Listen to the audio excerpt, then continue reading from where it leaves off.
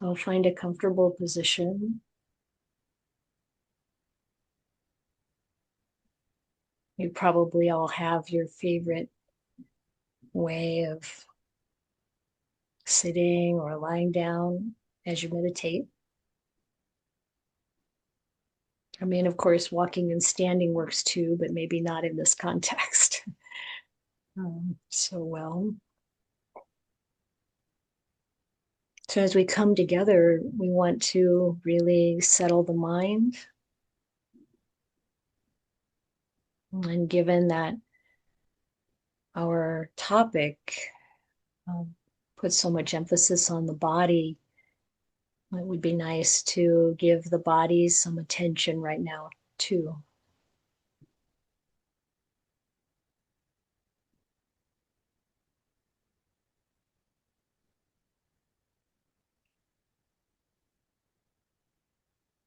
I like to start with a few deep breaths.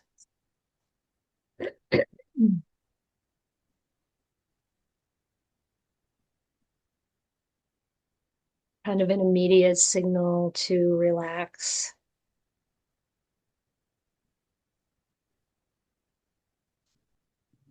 And let the body settle and the mind.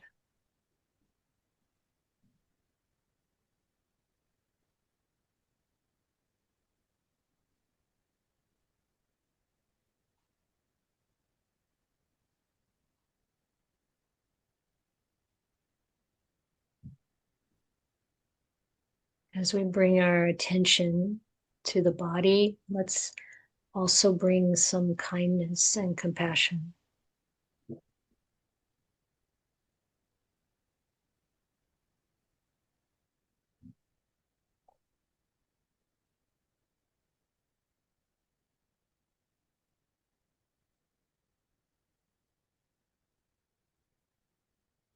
We're learning how to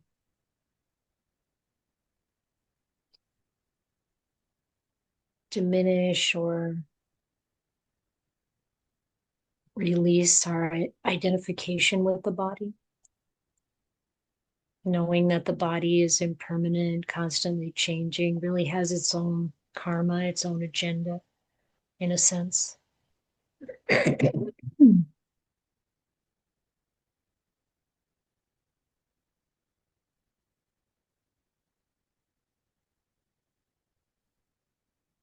But it's also what we use to know the world and to investigate and learn the Dhamma. It's very, very valuable to us. It's important that we care for it.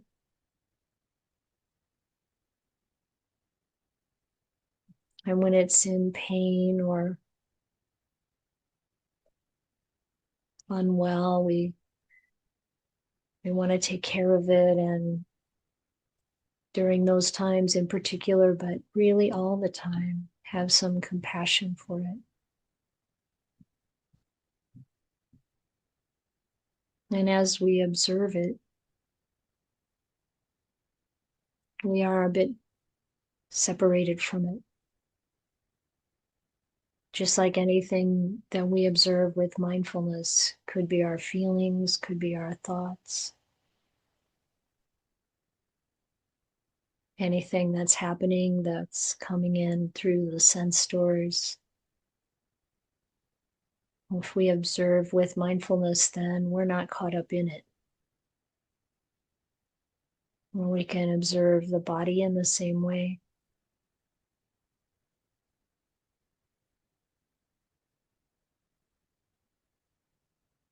And the Buddha gave us several different ways of contemplating the body. We can see it as elements. We can identify all the components, the organs, the other parts of the body. Can use mindfulness of in and out breathing. Be aware of its postures. reflect on what happens when the body dies and it begins to decompose, going through that whole process. But the Buddha warned against developing aversion for the body as we separate from it, as we see that it's not self, because that's not the point or the goal, and it carries us the wrong direction, really. To let go of the body, see it as an important vehicle, see it as a responsibility that we have and an opportunity to learn to experience Dhamma. I was always fascinated with those passages where the Buddha would talk about how we can learn everything we need to know from this fathom-long body.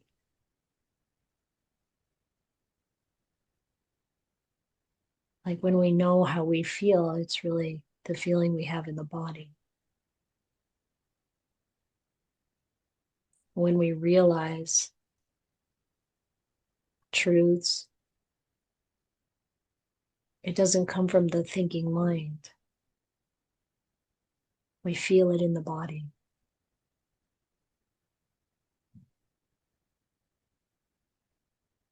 So that's the advice that I've come to know helps in terms of insight. So when insight arises, there's a feeling in the body.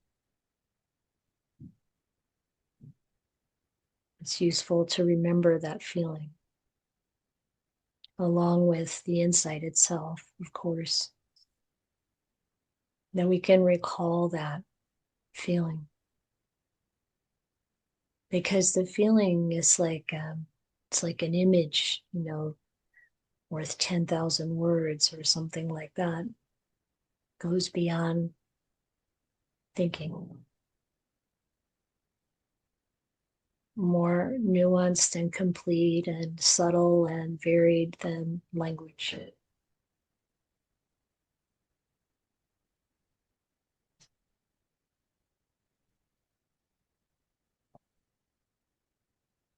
So when we are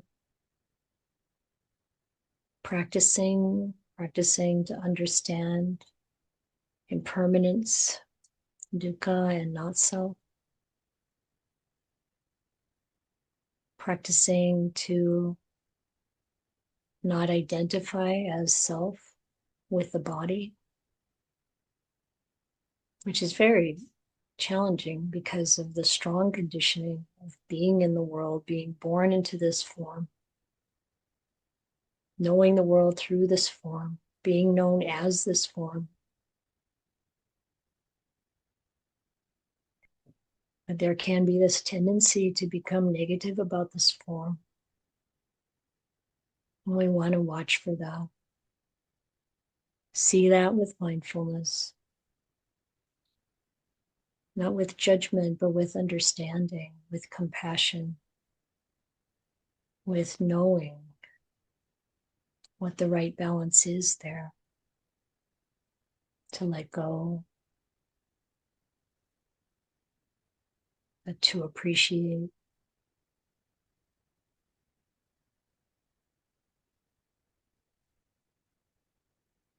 And what is it like to appreciate and care for and love this body without the sense of self involved? It's really not me or mine.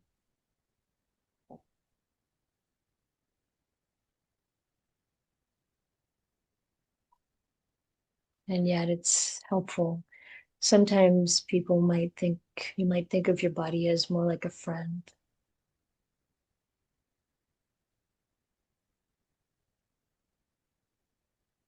It's going to fall apart. but that's okay. That's its nature. So we breathe in and we can feel that breath energy permeate the whole body. And then we breathe out and we can feel or imagine, perhaps it's imagining,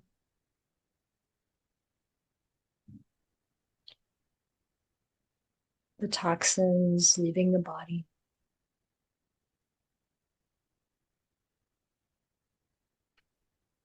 Body relaxing, the mind relaxing,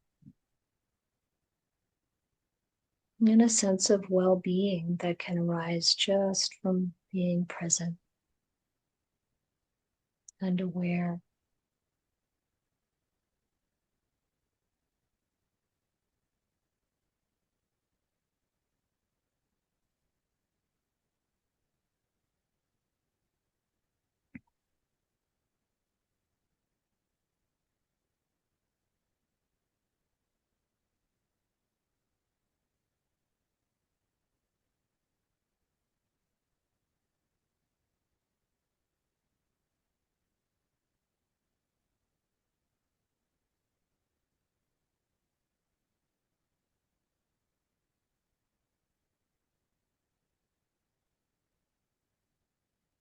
And when thoughts come through to distract or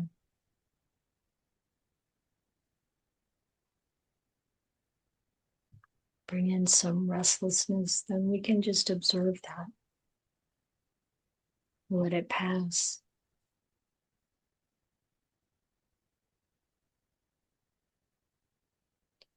Same with the other hindrances. If we feel sleepy, observing, bringing in a little more energy, bring up more happiness.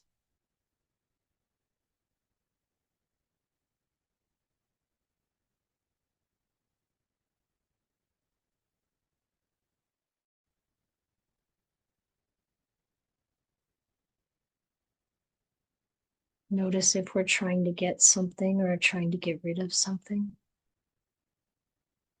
And gently let go.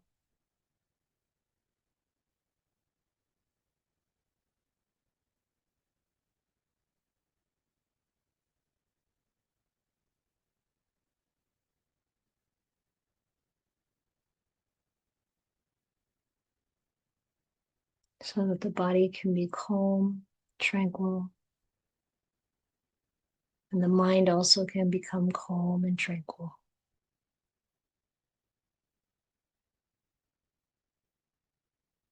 Happy.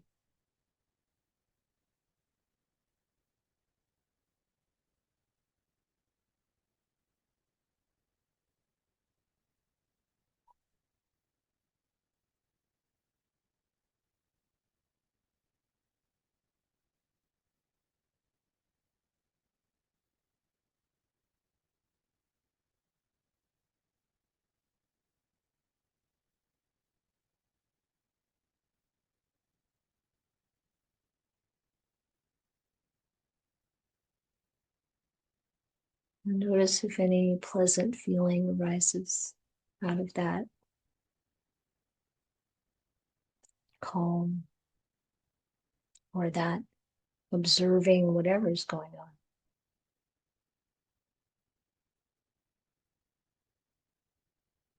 Just being able to witness, to observe is already this providing the space for pleasant feeling. Not through the senses, but pleasant spiritual feeling.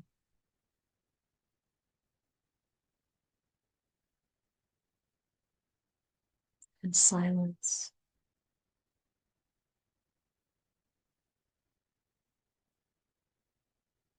There's bliss in silence.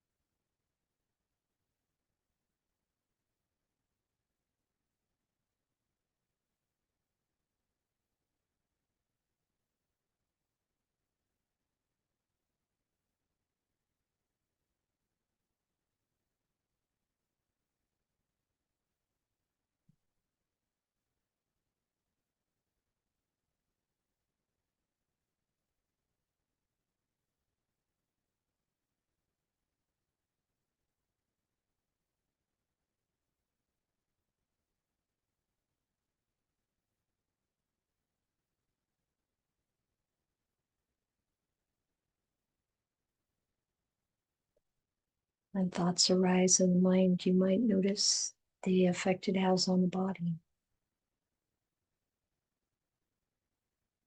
Some area tense up a little bit.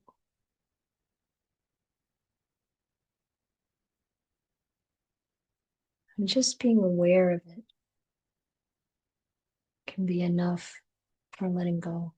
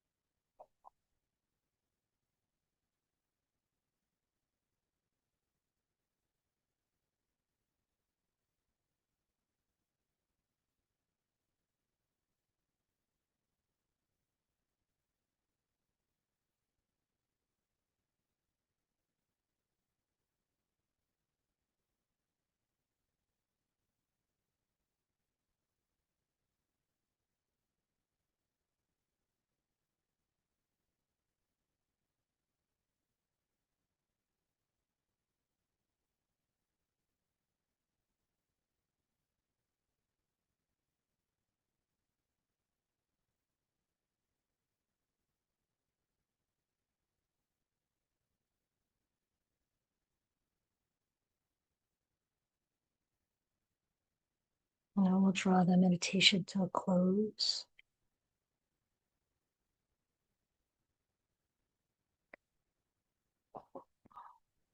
And I'll share the screen and we'll talk about the sutta.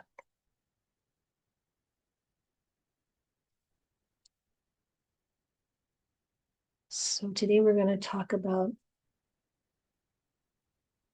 an arrow. This is often called the second arrow sutta. Many people are familiar with it, but we want to get into it a little bit more deeply maybe than usual. And it's in the Samyutta Nikaya, 36.6. So in the Samyutta on feeling. And it's coordinated with chapter 3 and Mindfully Facing Disease and Death by Bhikkhu Anālayo. So it starts out, mendicants, and this is Bhante Sujato's translation. Mendicants, an unlearned, ordinary person, feels pleasant, painful, and neutral feelings. A learned, noble disciple also feels pleasant, painful, and neutral feelings. So what then is the difference between a learned, noble disciple and an ordinary, unlearned person? So this is a good question. Is there a difference? What is it? And then the mendicants say what we usually see in the suttas. Well, our teachings are rooted in the Buddha. We follow the Buddha. If you could please tell us, we'd listen up. And so the Buddha goes on. When an unlearned, ordinary person experiences painful physical feelings, they sorrow and wail and lament, beating their breast and falling into confusion. They experience two feelings, physical and mental. It's like a person who's struck with an arrow, only to be struck with a second arrow. That person experiences the feeling of two arrows. In the same way, when an unlearned ordinary person experiences painful physical feelings, they sorrow and wail and lament, beating their breast and falling into confusion. They experience two feelings, physical and mental. This is often referred to simile probably because we've all experienced it. And it makes it quite clear that there are two different layers to what we feel. We feel the physical pain, and then we feel the feelings that come from our thinking. What does this mean? How long is this going to go on? Is there something very serious wrong with me? My leg hurts, I can't go hiking with the group today. Whatever it is that's coming up in the mind that brings the anguish over the pain.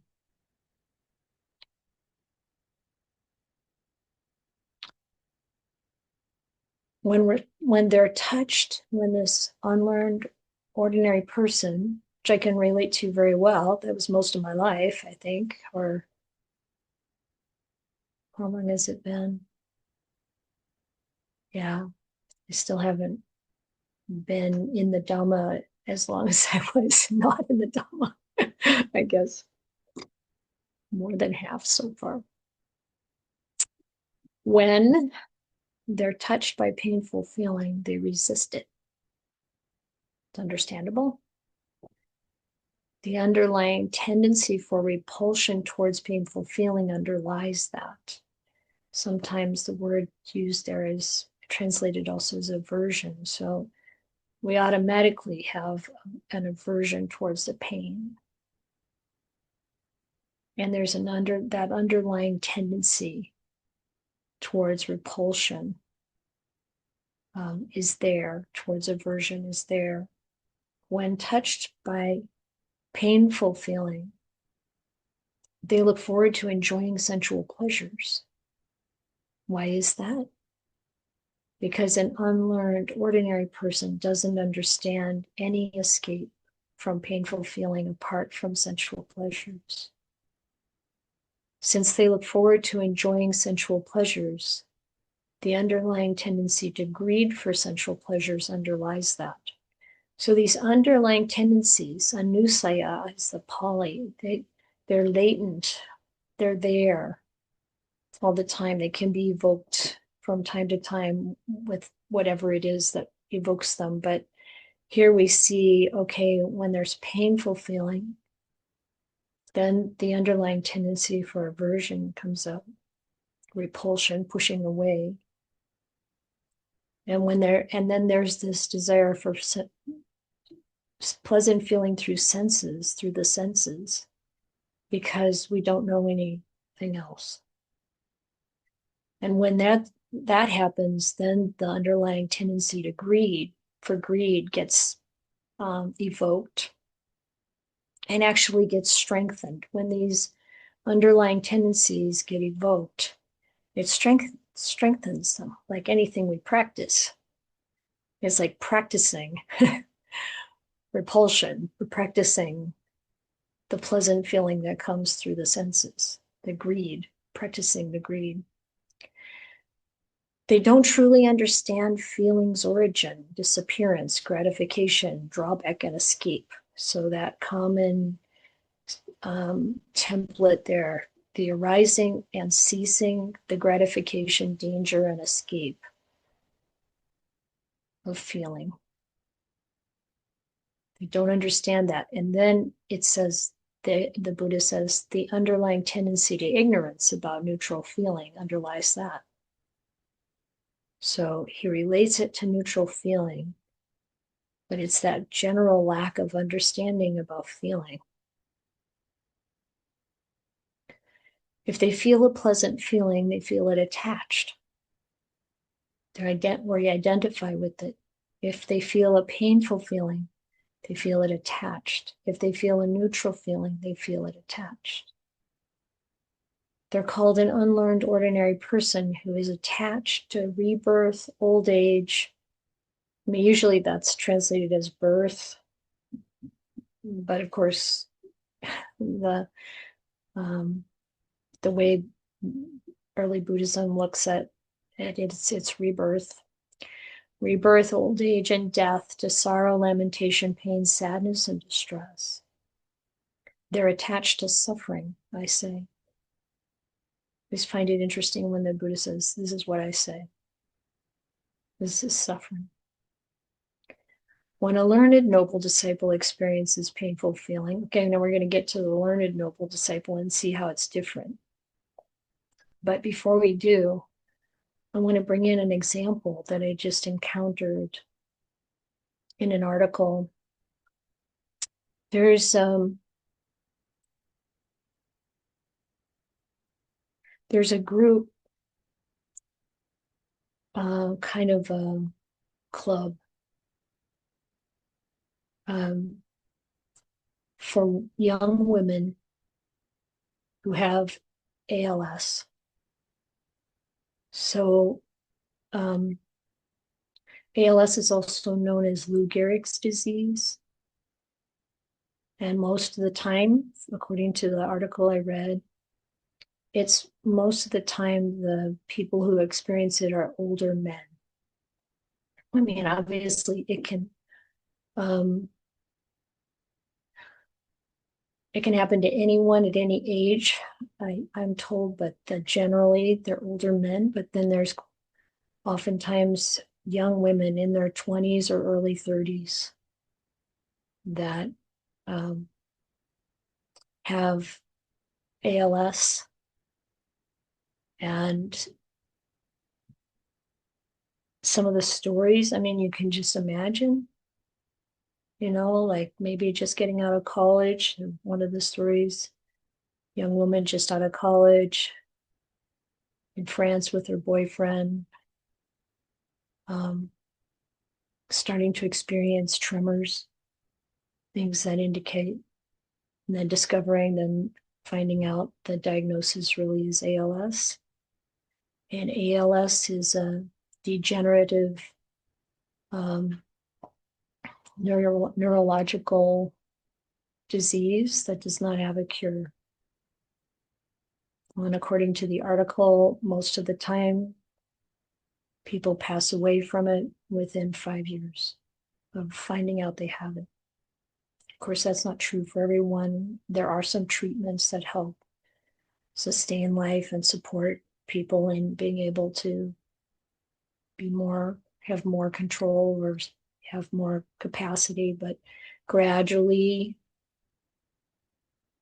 a person's ability to do things, to use their body, to control their body, their muscles, to even swallow and finally breathe, are affected. There's one of the stories in the article was about a woman who, when she was pregnant, she started to have some kind of twitching in her hand a little bit.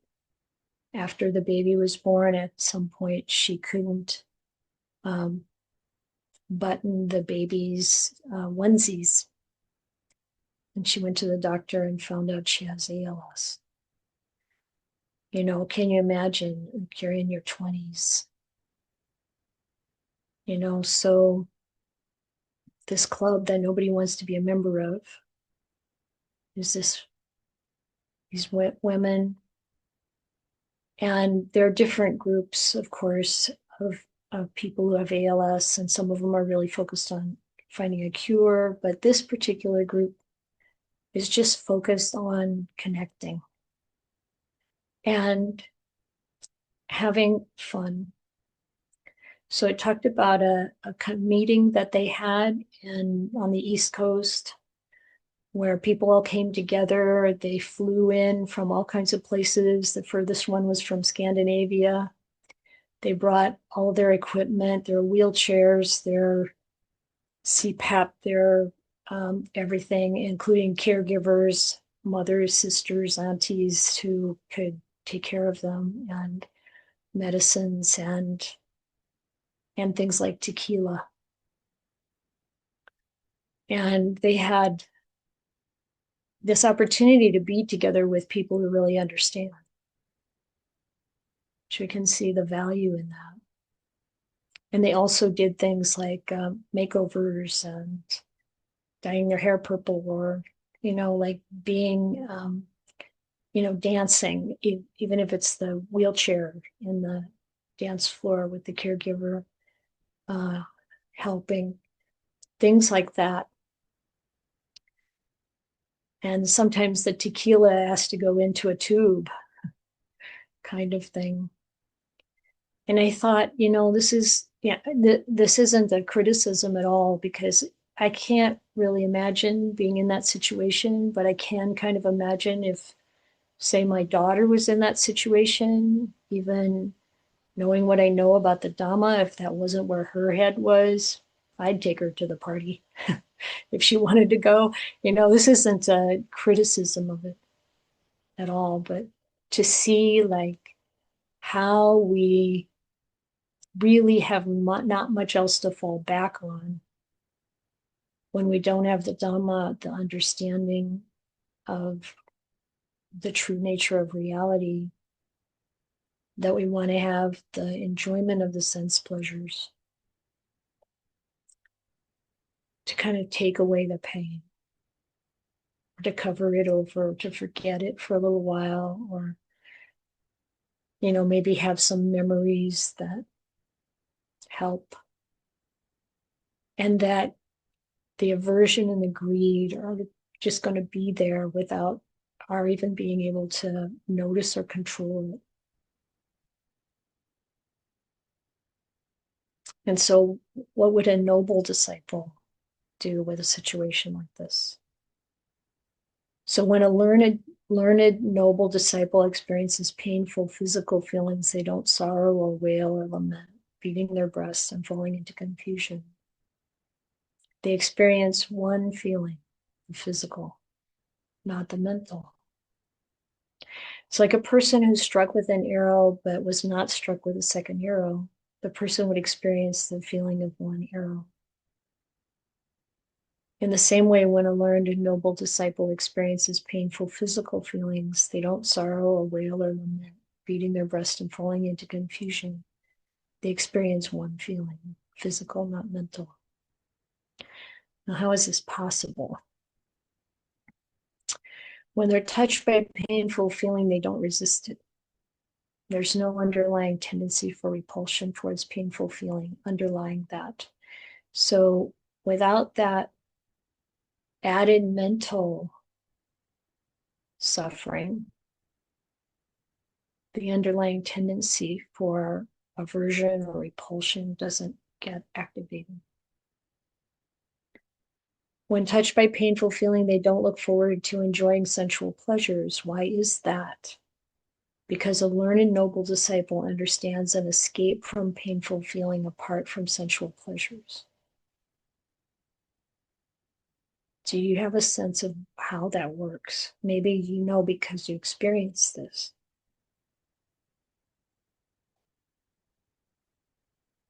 What's the escape?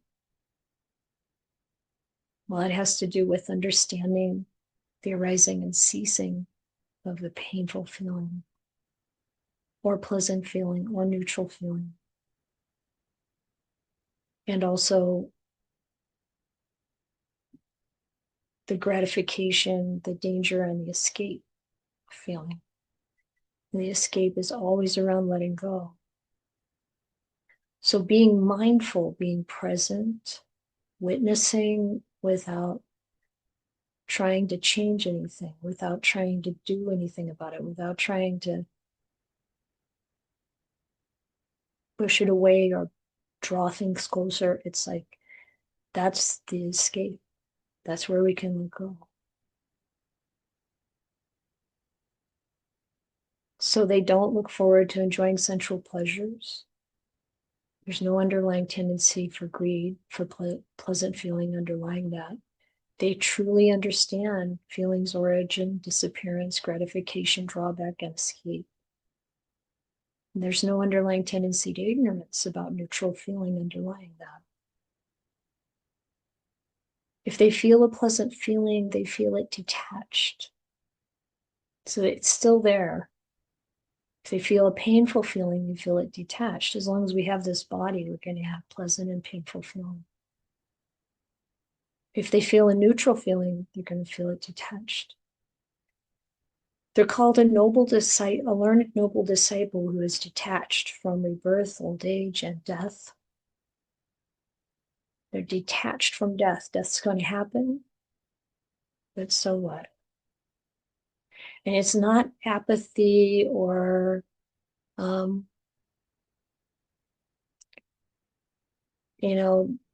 sort of being above it all. It's being present, fully present. It's humbling, and there's relief in it. They're detached from sorrow, lamentation, pain, sadness, and distress. They're detached from suffering, I say. This is the difference between a learned noble disciple and an unlearned ordinary person.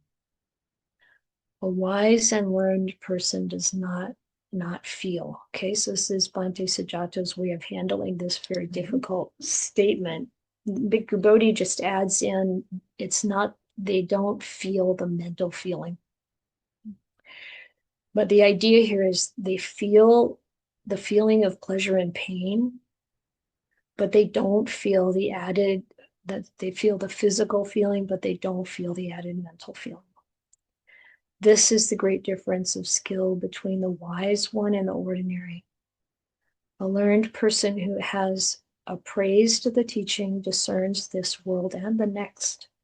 Desirable things don't disturb their mind, nor are they repelled by the undesirable. Both favoring and opposing are cleared and ended. They are no more. This is kind of referring to this thing we see echoing through the suttas about, letting go of the judgment, the agreeing or disagreeing, the favoring and opposing. This is like, because one starts to see everything as having all of this impermanence, this flow and flux, this kind of thing that keeps happening, the change, the, endless arising and ceasing of phenomena, that what we like or dislike, it just becomes sort of uninteresting. It becomes sort of meaningless in a sense. Because, of course, our conditioning, when we're not aware, when we're not learned, when we haven't understood yet, is to want what we like and get rid of what we dislike.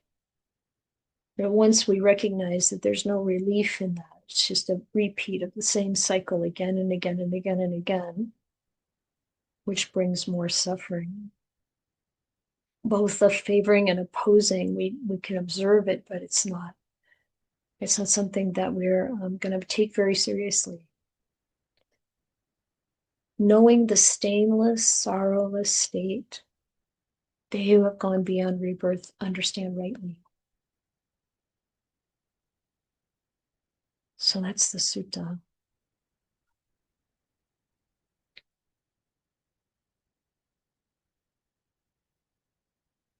So someone who really understands, get that diagnosis, or they feel those difficult feelings. And I think because of the practice of really being with feeling in more minor ways, less serious, then we're prepared. And even if panic arises, even if difficult feelings arise, if we're practicing being present with whatever it is, present with it without judgment, without pushing it away, without pulling it towards us. We do that with whatever comes up in the mind. So someone posted in the community chat this talk by Ajahn Sumedho, Looking Forward to Death. I really recommend listening to it. It's got all these components in it. How we are conditioned to be, have the long-standing habit to see ourselves as, the owners of, or be identified with the body and our feelings and so on. How we learn that distance that we create between the body and who we, and are observing the body, that distance, and the distance we create between observing and feeling is where we find relief. And that when we do that, in there at one point he says, if we can do this all the time with everything, we come to really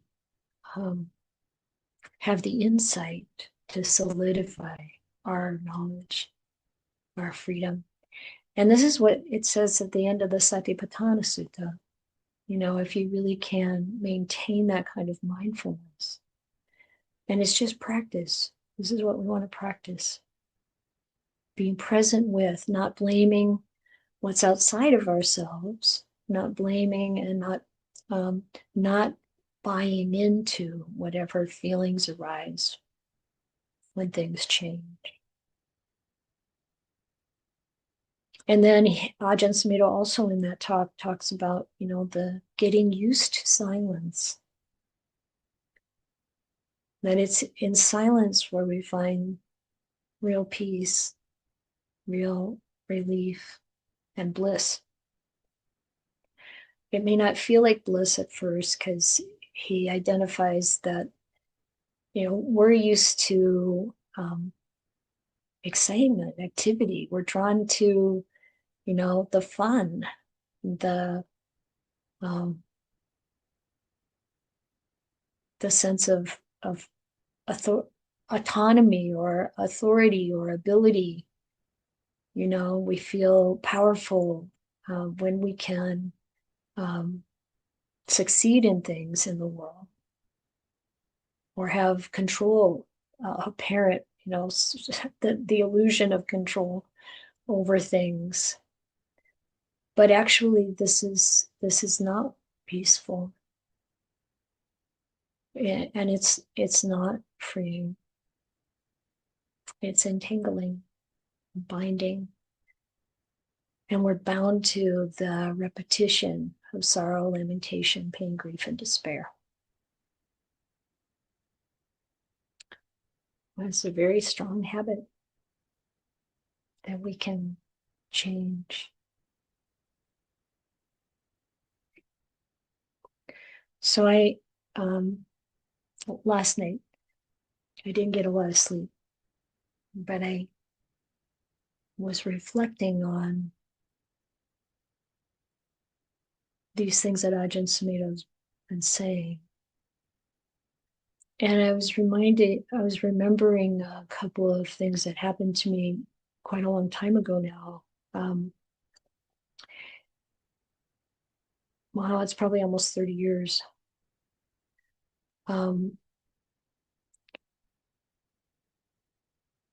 As I've been listening to, I'll just back up a second. As I've been listening to Ajahn Sumedho, there are a lot of things that he says that I can say, yes, I know this too. I know this from experience.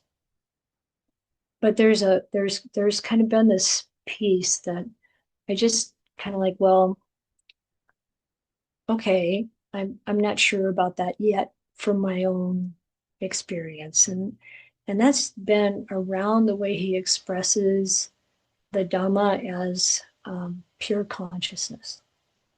So when I talk about that part, then I say, Ajahn Sumedho says, because I do trust that he knows what he's talking about. And I do see with the Kruba Ajahns that they have different ways of expressing what they've experienced. Okay. But last night, as I was reflecting and practicing, I was remembering one thing that happened, one insight that occurred for me back then, and I probably have talked to you about this before, is the recognition of timelessness. Um, in a you might say altered state of consciousness. I'm not going to go into the details of how this came about in meditation, but it was clear to me that time is just a convention. It's just for us to be able to operate in conventional reality in a way that we can function and keep track of things. And what we're marking with time is our progression towards death. It's really what we're keeping track of. And in this insight, I saw that that was just a device. It's just a convention. It's not reality. Reality is timeless. And coming out of that altered state of consciousness, I knew that that was true, but I couldn't make sense of it. Not really. It's like, and then to hear Ajahn Sumedho say, the thinking mind can't handle timelessness. We can't imagine it. We can't describe it. Just like Dhamma. The thinking mind can't handle Dhamma, he says.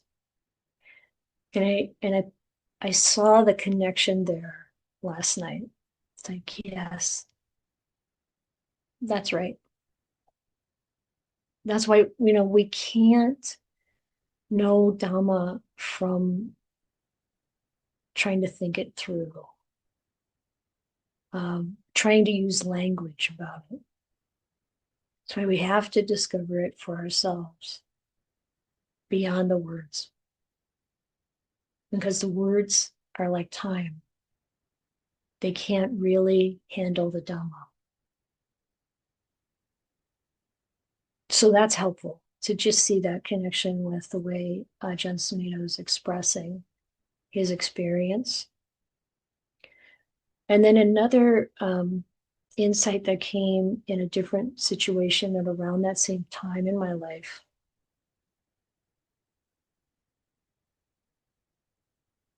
I was practicing with investigating, I was reflecting on who am I?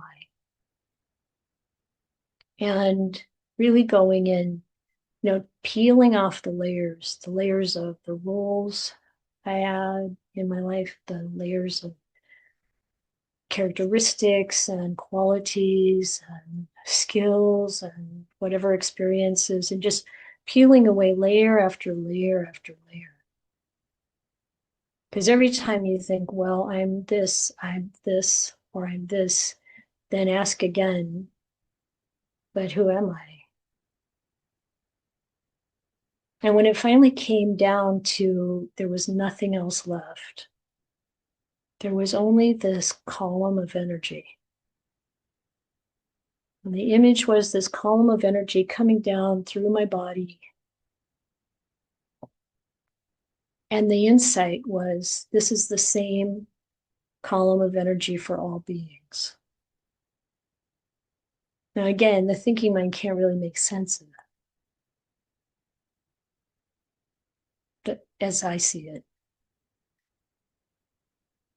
But last night I was recognizing that I think this is what Ajahn Sumedho was talking about with regard to consciousness, pure consciousness.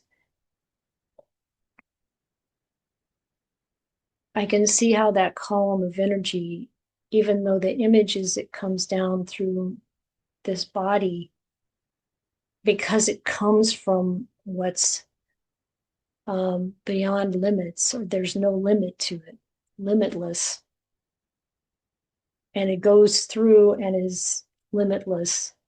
And even as the image is like it's coming down, it's like it was just energy. It's just the body itself wasn't really the solid body. It was more like an impression of a body, or the outline of the body, or the drawing of a body. It's like this that's the same for all living beings. It's boundless. And so the descriptions that Ajahn Sumedho uses about consciousness, pure consciousness, it has that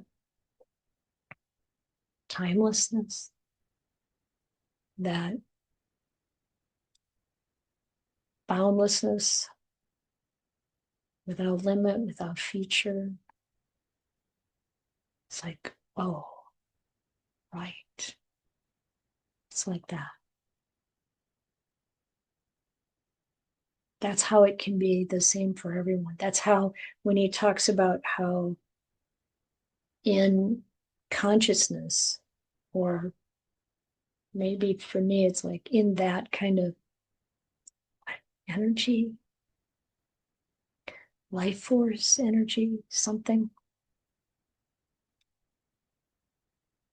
there is no separation. Someone asked, like, so they said, they heard me say in a talk that the Buddha didn't talk about that we're all one. He doesn't use that language that I know of in the suttas.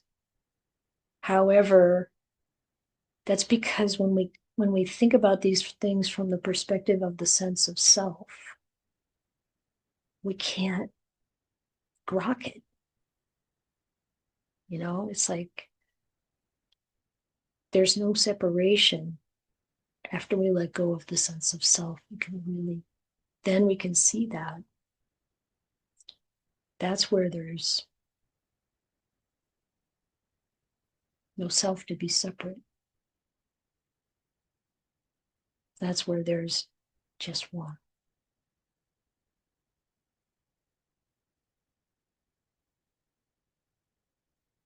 My work's not done, but I want to encourage you to reflect on these things, and to also see that it's not just in Theravada Buddhism or in Buddhism. I posted a short video in the chat by this man named oh, not the chat. I posted in our community WhatsApp group. Todd Maffin. He's a Canadian who's really trying to help all of us live through what we're going through right now.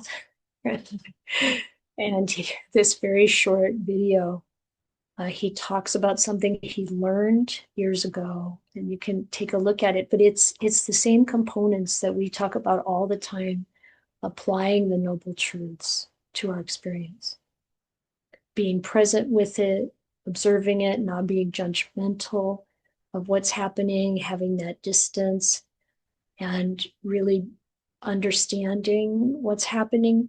It's interesting to see this come up again and again and again in different kinds of therapeutic situations, in different kind of modalities.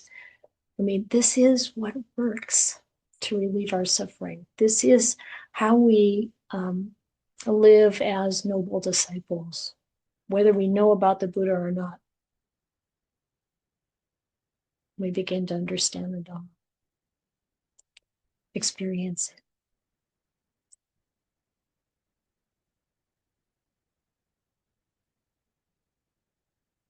So I'm gonna uh, draw the draw the reflection part of this to a close, and I'd like to hear any comments or questions you have.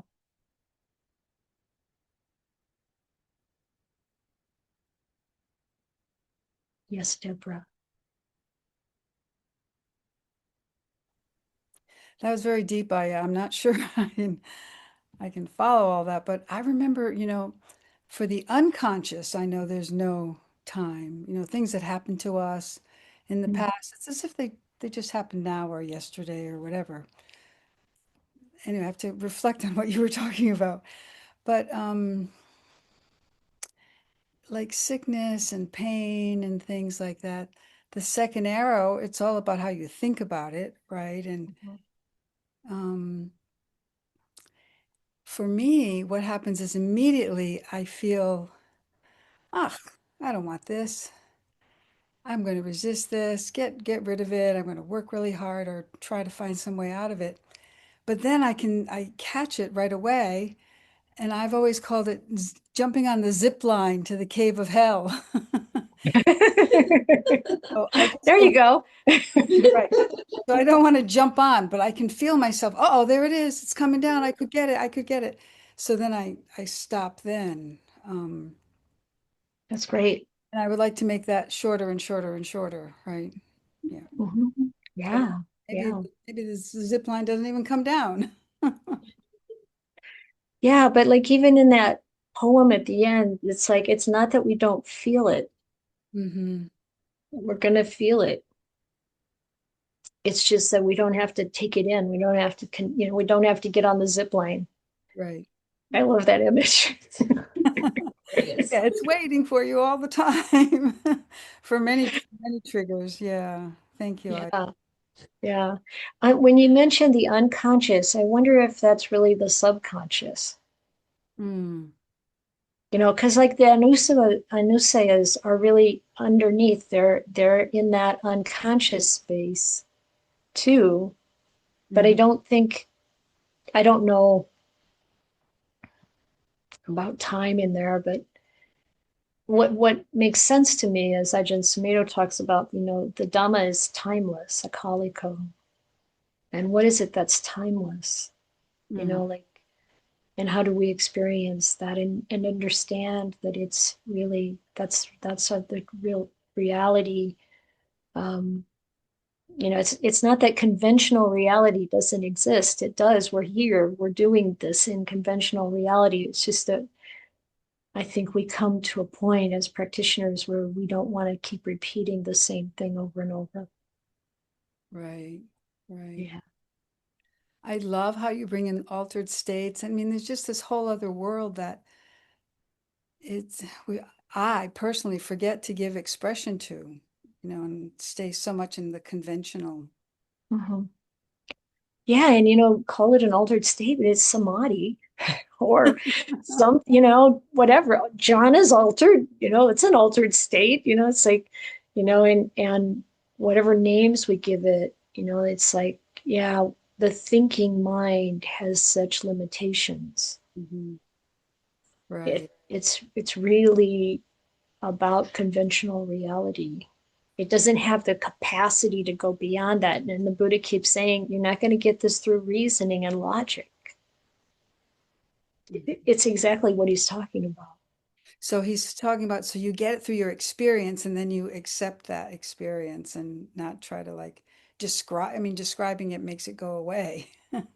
Maybe, I mean, you try to describe it at some point, probably to be able to help someone else kind of touch it, but they have to touch it themselves. Right. Yeah, yeah. And yeah, and it's interesting because it's when Ajahn Gunha talks about having sati, samadhi, and panya all the time, it's like, the sati being that mindfulness needing to be there all the time. That's how we see the truth. Mhm. That's how we know. That's how we're not identifying with it. That's how we're not attached. Mhm. And then the samadhi is that little, even though we're doing like talking or whatever we're doing, that little bit of altered state. that little bit of the calm, the patience, Mhm. tranquility and patience, and that wisdom present is the panya. So we're seeing it with the Dhamma. It's not just being in any old altered state. It's not just, it's not going to happen through marijuana or some other drug. It happens, not mushrooms. We've learned a lot of other very unhelpful things, destructive things can happen through that avenue. But if we really are opening ourselves to the Dhamma will come. If we keep saying yes to the Dhamma, okay, I'm willing to let go of all this stuff that I believe in that is not Dhamma. I'm willing to let go of all of that to know directly. Mhm. Lots of, yeah, I love how you say your work is not finished. My work's not finished. Fair enough. Thank you, Ayya. Yes, Hala. Pure consciousness. My question is, number one, what is that? And I thought that, in our chanting, we say everything is impermanent, and it includes consciousness, correct? It includes sense consciousness. We have to understand that distinction. This is why, Ajahn Sumedho talks about Dhamma, Nibbana, as pure consciousness, but these are just words. He's referring to what is timeless, what is without limit, without feature, without division. And so we think about those characteristics which are applied, which the Buddha ascribed to Dhamma. And there are passages, a couple of places in the suttas where the Buddha talked about consciousness in this way. And that's what Ajahn Sumedho is picking up on. So it's not the same as sense consciousness, two different things. Even though the word vijnana is used for both of them, it's like so many other things in language. We can't really describe it with words, but we have to use it. Sometimes we use the same word for different things. So that's the, we can at least say that much about it. It's not really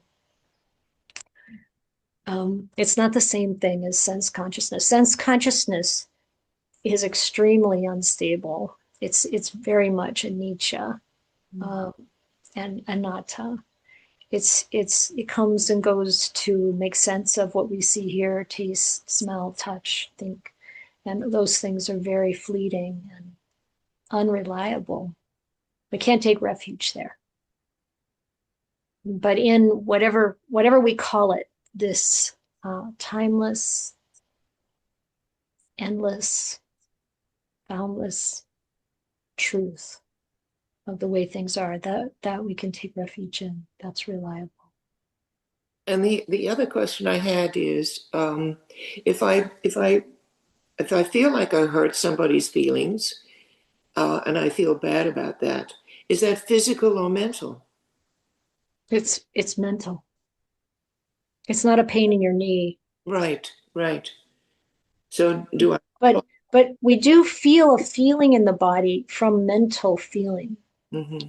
So that's also, we feel it in the body, when we're angry or when we feel hurt, when we feel afraid, whatever it is, we can identify that in the body, but it's not a physical feeling. It's not like I just cut my thumb, Right. The second arrow to that. That's the second arrow, the mental feeling. Okay. Yeah. Thank Thank you you. all. Thank you. Holly? I really appreciated your sharing some of your insights from deep meditation.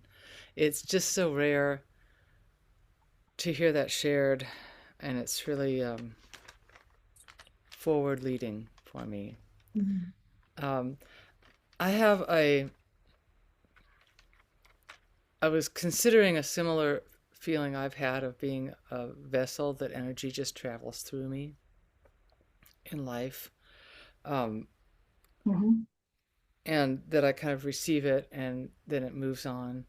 And I was contemplating that, not that I'm comparing right or wrong between our experiences, I was just contemplating your feeling of the awareness of a column of energy. And I was thinking, when with my experience, I was like receiving, I was being a thing that was receiving the energy moving through me. Mm-hmm. Um, and I believe you and perhaps Ajahn Sumedho were even dispensing with that. Could you comment on that, please? Thank you. Well, the first thing that comes to my mind is that we experience these things, and that the imagery around them and the way that they show up because of our conditioning.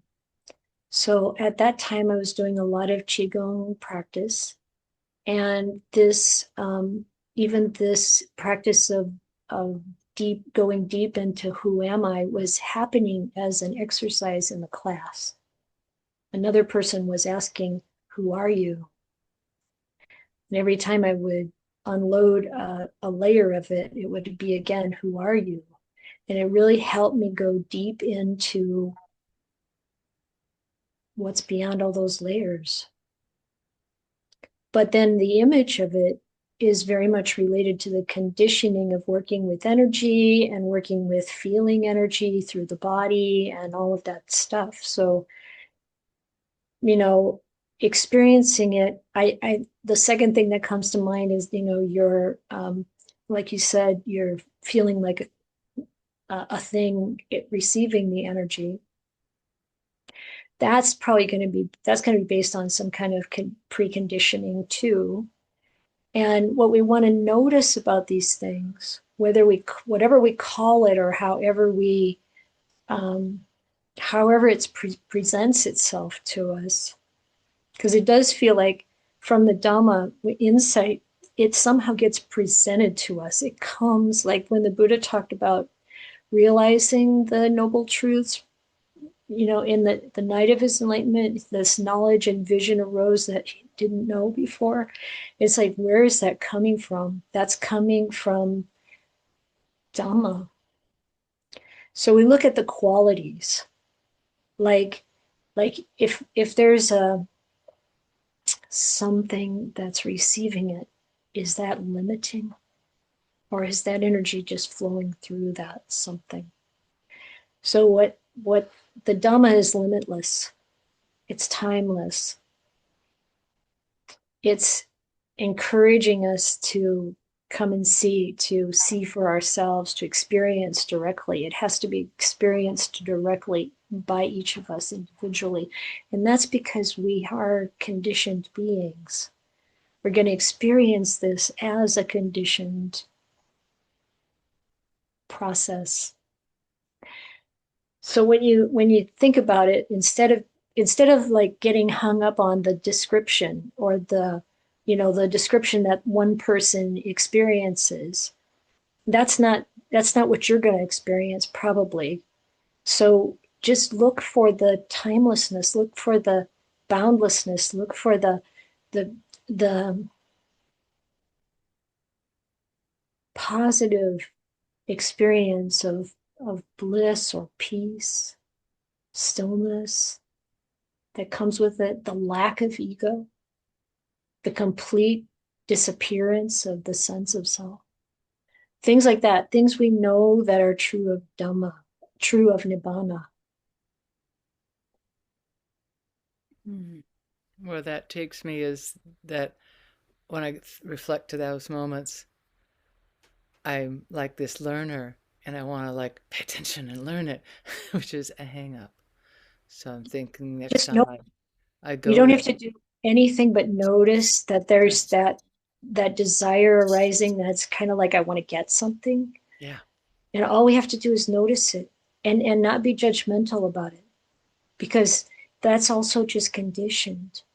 And it actually has a value, like we do need to have a certain amount of chanda, a certain amount of desire. to practice to know it. And if we decide, okay, I'm just going to continue to let go, just see it and let it go. And I'm going to continue to say yes.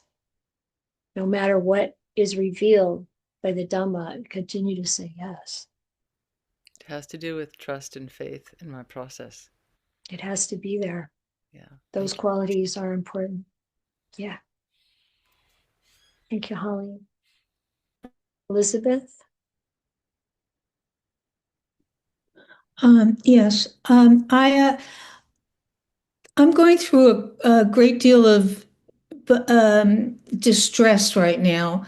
I mean, it's kind of physical and mental particularly, but both of them. And everything everybody's saying, and what you said, it's I'm really being touched by it. Anyway, so there are times, it's hard to stay on track, that that the awareness can, especially if I'm in great suffering, often fear, big fear, and the awareness can see that there's a little space, and sometimes the mind can move back into that awareness or consciousness and get some relief. But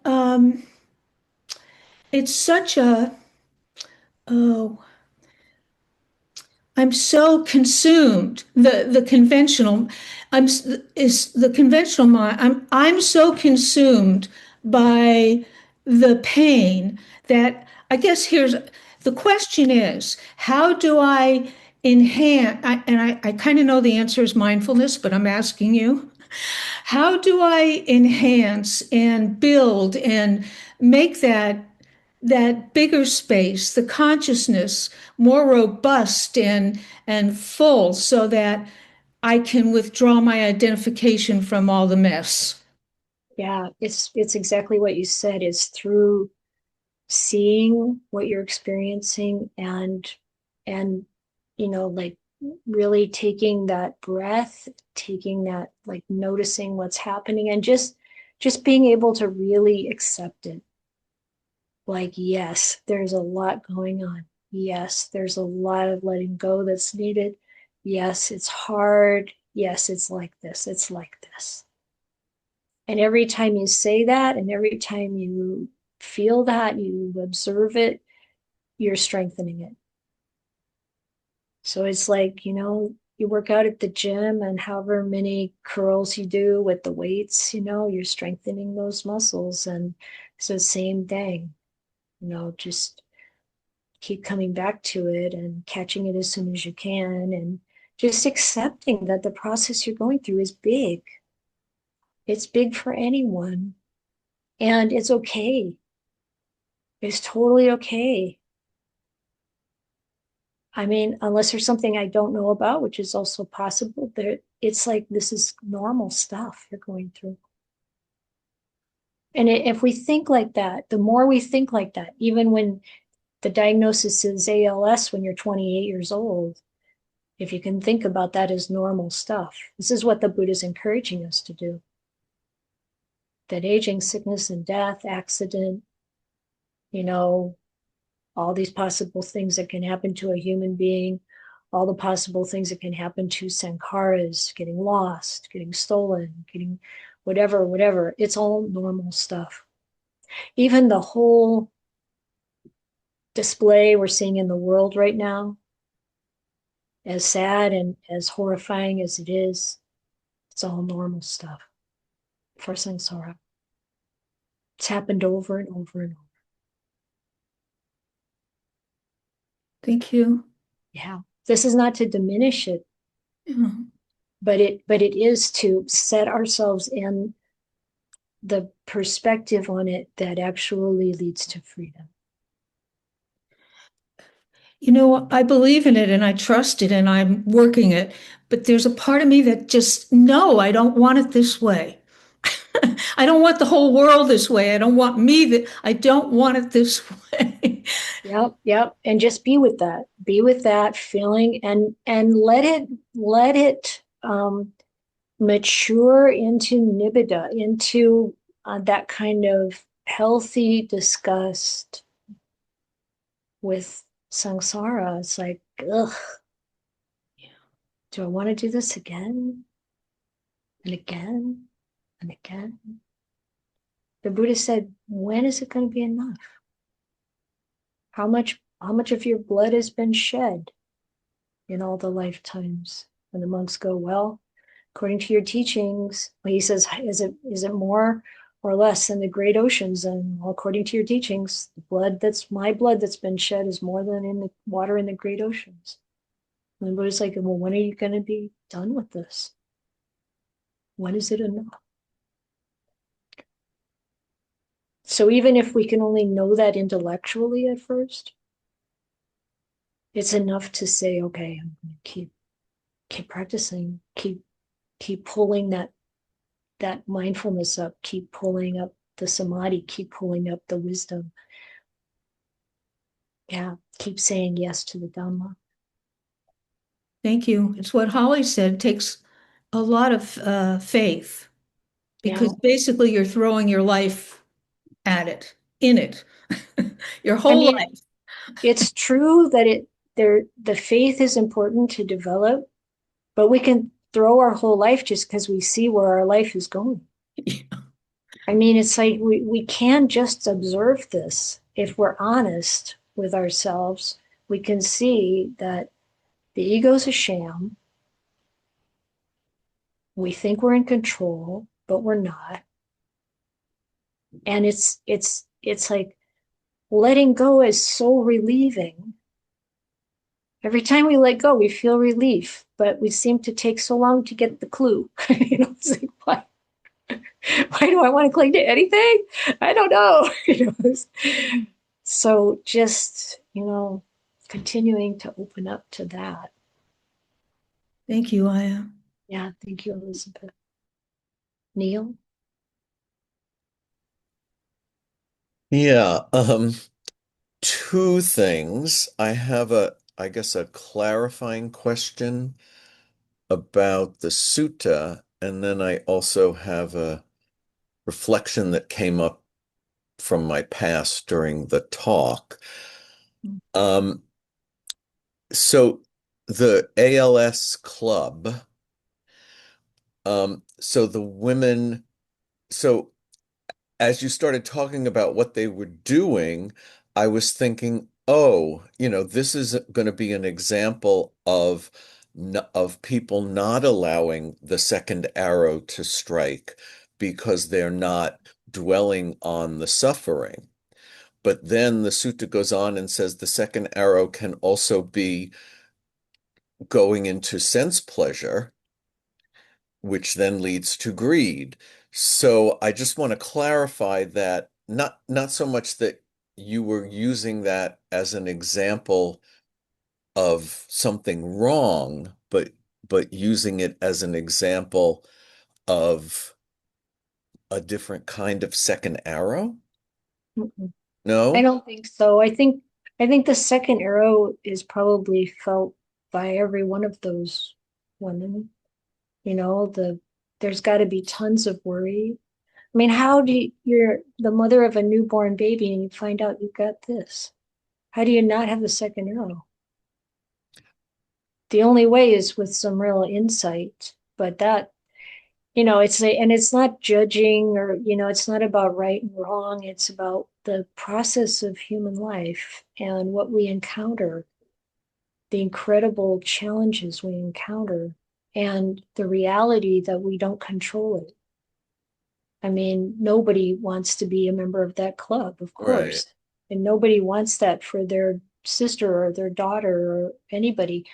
And so, it's like, okay, the second arrow I'm sure is there, but this part where, okay, what we want is to push that pain away, understandably.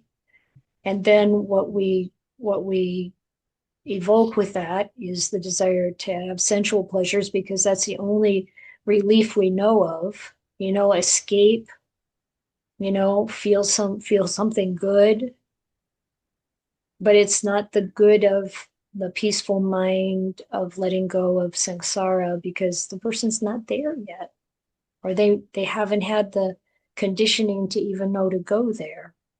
And some of them may have, like a spiritual practice of another sort that has some of that relief. When people talk about, I remember from my days in the yoga tradition, someone who was given a cancer diagnosis and feeling really upset and then went into prayer and prayed all the way through to being completely at peace with the situation. And, that's just another example of really touching the Dhamma. It's like to pray all the way through. The circumstance didn't change at all, but her relationship to Right. it completely reversed. And so it's like, the point being to see in this sutta, it's not just about what happens when we identify with these feelings, that we're developing, we're increasing, we're exercising and cultivating greed, hatred, and delusion. And what happens when we don't do that? When we stop with mindfulness and we recognize that we can observe these feelings without being them, without being consumed by them, without, like wailing and crying and sorrowing and grieving, that we can be present with this no matter how ugly it is. And when we do that, we weaken the greed, hatred, and delusion. So, at least on a conventional level, it does seem to me that what these women do as part of this club is a kind of healthy way of addressing the situation they're in. It's just not the way. I Well, mean, there's maybe, good things about it. It's like everything in samsara. It's like I said, the connection with someone, with a group of people who understand what's going on with you. Can you imagine how isolating it must right. be to have Yeah. this disease among all people who don't have it? So there's that benefit. Um, do I fault them for this, few days of kind of joy of, partying and getting your makeup done and all that stuff? No, I don't. But it's just the Buddha's trying to show us, we all do these things. And I have recommended to people sometimes when you're really suffering a lot and you're practicing with it and you're observing it, sometimes you need to take a break, a mindful break, and watch a movie, but then come back. Like, it's like we have to understand how to coach this process that we call ourselves into the program, into the, like Ajahn Gana says, you have to enter the right path of practice, enter the right path of practice. And that when you do that, the sense of self starts to diminish and we live from the Dhamma. So it's not like a perfect straight shot. You just follow this recipe and you're going to just like zoom right to the finish line. Right. And it's also not like Ajahn Sumedho keeps saying, if we keep thinking, I got to get Nibbana, I got to get Samadhi, I got to get the jhanas, that doesn't work.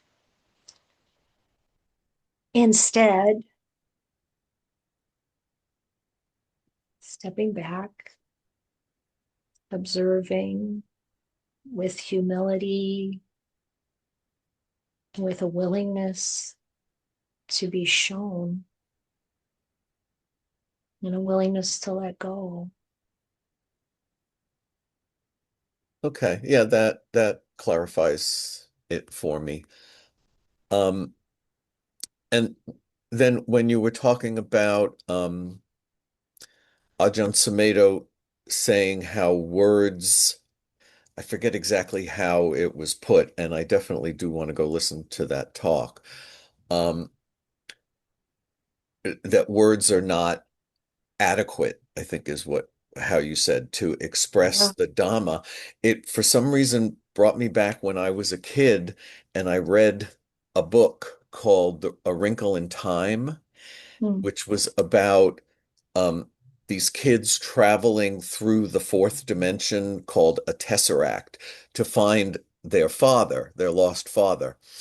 And it's not an illustrated book, but there is one little illustration in the book of these two witches explaining to them that if you put an ant on a piece of string, it walks across the string. But if you bring the two ends of the string together, that's what a tesseract is. The ant can just go from one point in space-time to the other. Now, as a kid, I looked at that and I read that and I was like, wow, I get it. Mm. When I went back years later and read the book, I was like, well, yeah, okay. You know, I get it as a metaphor, but it's like, but when I was a kid, I really grokked it. So, I mean, I guess what I'm saying is that there are moments in our lives when we can have those little insights, and it would be nice if we could have them more often, but to this day, I can't tell you what the fourth dimension is or how to work it. But when I was 10 or 11, I got it. So I just maybe wanted to you need share to that. let your kid come to the fore when you Yeah.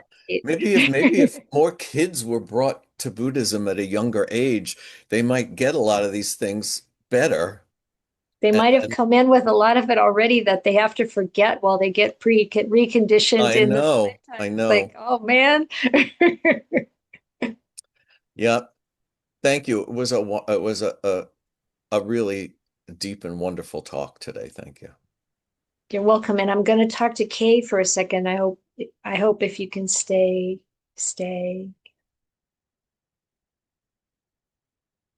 What do you think, Kay? Sure. It's kind of in connection to what Neil said. Yes, I love the Wrinkle in Time book. I read it with my kids when they were young, and the Tesseract totally got me. um, I was thinking of your question on the ladies with ALS. When I was a young woman, I was diagnosed with multiple sclerosis, and at the time, my youngest child was 2.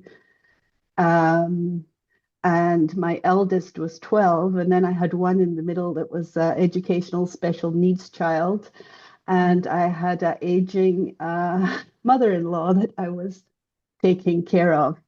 Often these things happen, I think, in a person's life when there's so many external things that Yeah. that are crashing in on an influence. And so yes, you take all the arrows, as a mother, a daughter-in-law, a wife, a Yeah. person. Wow. And so part of my MS was that I would have feeling sensations like lightning strikes. So they would come and they would go. But then there was some that would just be deep-seated, like, was it a pain? Was it a sensation? And so it would just sit there, and you think, you know, you know, what's going on? Because you still have to function on those so many other levels, right? Oh, But your body is giving you a sensation. And so I would find giving it an opposite, so that when I had this, I would go, and in MS, they say stay away from hot bath, hot water. But I would find that immersing myself in hot water would just give my mind enough time, enough space to sort of not be focused on that sensation that was coming in, mhm. and to have a break. And I think for me, I'm an only child, have no cousins. So I was experiencing this in my own bubble. Yeah. And so there was no group, and I'm not particularly a group person, so I don't think a group thing would be helpful for me per se. But I do think that having a second or a moment where you have a break and it's that Mhm. space, and often I hear the Ajahns, it's like holding up the hand. So there is a space, or the ceiling and the floor, there is a space. And if the mind can just have a break for just, it doesn't need to be for hours. I mean, it's a moment. And if in that moment that you have a break from whatever it is that is distressing, it helps stop the mind going on to adding the layer after layer after layer after layer. And so I think that my feeling is for the ALS ladies is they're giving them that moment, that second. It's moments that we deal with. You know, if you have a hard time breathing, there is a moment that you don't have hard time breathing. Yep. And so to celebrate celebrate those. And that's why I think I'm losing out of battery power, but that's why I think that this is such a wonderful thing for us all to share. And thank you, Ayya. I completely agree with you. Like, that's why I said sometimes I recommend, you know, just take a break from practicing with this thing you're experiencing and watch a movie. You know, it's like you let the system recalibrate. Be you know, be intending to come back to what you're feeling, but sometimes it's just so intense. So I agree with you. That's why I was saying I wasn't intending to criticize them and what they're doing at all. You know, just to like help us get a window into what it is that is happening on the sort of underneath the surface, and how do we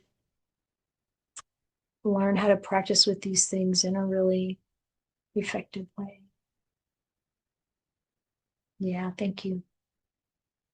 Yeah, I really wish all of those young women well, and hope for them that they can find peace and relief. Yeah. Maybe I'll dedicate the practice to them today. Yeah. Well, thank you all very much. I know we went a little over.